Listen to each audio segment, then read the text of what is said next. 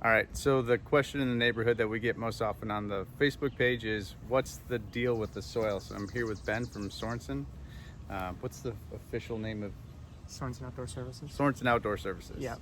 So Um, a lot of you know us in the neighborhood already, but so essentially what goes on in here and along Mine Road is that there's a mineral deposit that when it is exposed to air, it creates extremely acidic soil, essentially is what happens. So when you are around the neighborhood and you see like the water cleanouts and everything like that that are rusting and running, that's a characteristic of something that's super acidic. So a lot of times why you really struggle, and if you can't get any grass, and a lot of times you won't even see any weeds growing in these areas, is because the soil is so acidic. So a lot of times what that means is your pH of your soil will be down. We've seen as low as 3.3 to 3.5 in Embrey Mill. That equivalent is to like trying to grow grass in orange juice or stomach acid, which doesn't work well. So it's a hell of an analogy. yeah, I mean, that's literally what it is. So when you think about a pH scale, it's logarithmic. So it's not just like, oh, we go down, like every time that you go down, it's either 10 or 100 times more acidic from like a 6 to a 5, and then a 5 to a 4, and then a 4 to a 3. So it just gets super acidic as you drop that scale. So when we come in and we do the first lawn assessments, almost anywhere in Embrey Mill, unless you have applied lime and you have a really nice yard already, we're going to require that you complete a soil sample with us, and that gives us a baseline so that in a year, if we start treating your grass, it's not something that ends up coming back and like, oh, my grass doesn't look great.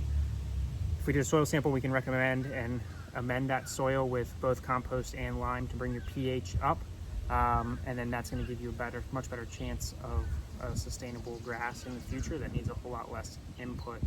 Trying to think what else there really is. If it is in that range between, let's say, like if it's under 4, a lot of times when we send that soil test to the laboratory, they will not even make a lime recommendation to bring that pH up to the 6.2 to 7 range, which is really where we're trying to get.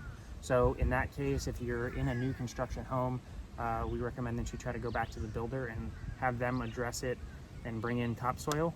And that's typically the most feasible way to do it, just because if you pay us to come in and do it, we're going to come in and take 8 to 10 inches of topsoil off of your yard, including all the sod, and then reinstall dirt with the proper pH and either seed it or sod it. So that gets costly. A lot of times, if you put up a good enough fight, the builder will come out and do it.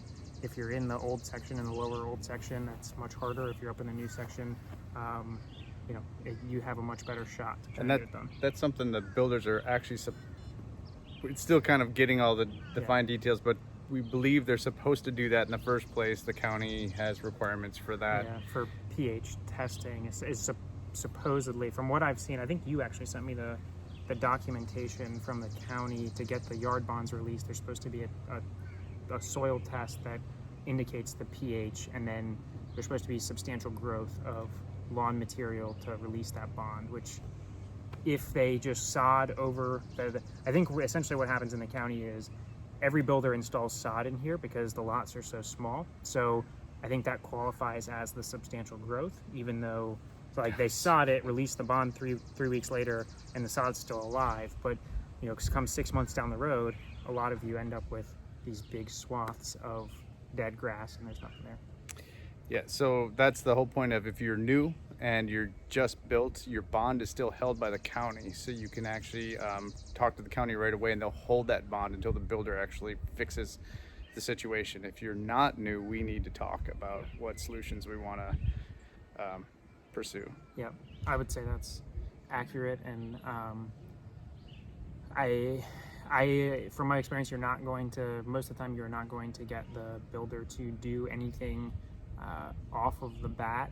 So like I know like on Gladiola and some of the other ones that are up in the new section, they're unrolling it on what looks like pretty much stone.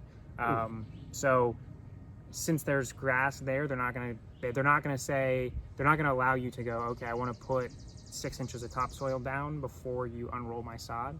They just won't give you that option. So essentially you're almost stuck until your sod dies for a replacement claim from them.